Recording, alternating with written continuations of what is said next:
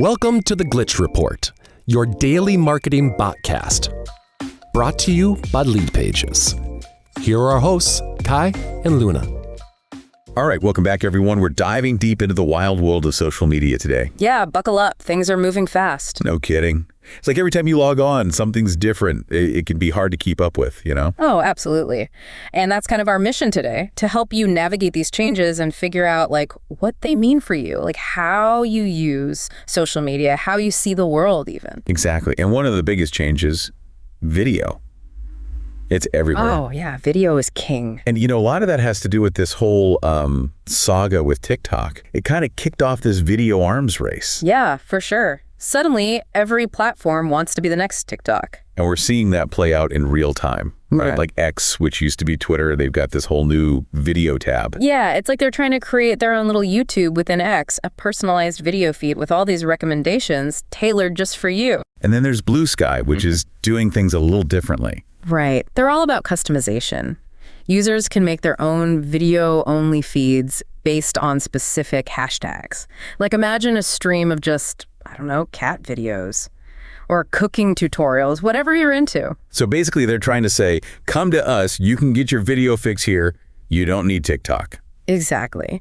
But the question is it working? Are these just panicked reactions to TikTok, or is there a real strategy here? That's what I'm wondering. Short-form video is definitely huge right now. It's how we consume so much of our content these days. Oh, absolutely. Our attention spans, they're shrinking, and we want things fast and easy, quick hits of entertainment, So it makes sense these platforms are adapting. But whether they can actually pull users away from TikTok, that's the big question. Yeah, TikTok's got a pretty strong hold on things, especially with younger generations. It'll be interesting to see how this all plays out. Speaking of TikTok, let's talk about that whole U.S. government ban thing. Oh, yeah. That's been a wild ride. And, it wasn't just TikTok that got caught up in that. Right. A bunch of other ByteDance-owned apps got hit, too. Like Marvel Snap, the card game, and CapCut, the video editing app. Yeah, those are big ones. And it's crazy how, even though the actual enforcement of the ban got delayed, Apple and Google just went ahead and yanked them from their app stores. Talk about preemptive action. But then Marvel Snap managed to make a comeback. Which is pretty wild. How'd they manage that? Well, they did something pretty smart. They brought all their services in-house. What does that even mean? So basically, instead of relying on outside companies for things like servers and payment processing, they're doing it all themselves now. Ah, so they're cutting out the middleman. Exactly. It gives them a lot more control and potentially helps them sidestep future restrictions. Plus, they're looking for a new publisher. They're not giving up. That's a bold move, for sure. I wonder if other international tech companies are watching this whole thing unfold, thinking, maybe we need to rethink how we operate in the U.S. Yeah, I think this whole situation raises some big questions about national security and data privacy and, the global reach of technology. Are we headed towards a more fragmented internet? It's definitely something to think about. Okay, let's switch gears for a second and talk about Instagram's big makeover. Ah, yes, the great Instagram shakeup. They're really messing with the classic image layout, and people are not happy. There's been a lot of pushback, that's for sure. But basically, Instagram's moving away from the square format.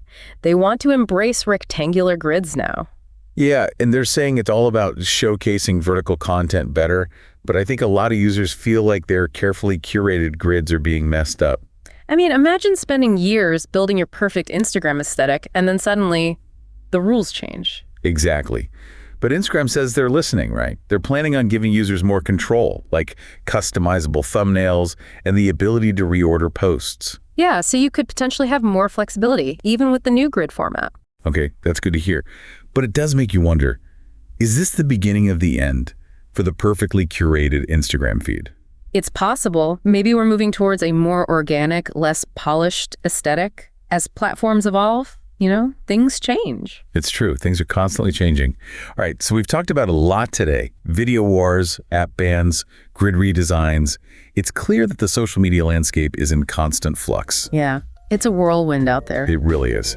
Who knows what tomorrow will bring? But one thing's for sure, we'll be here to break it all down for you. Until next time. See ya.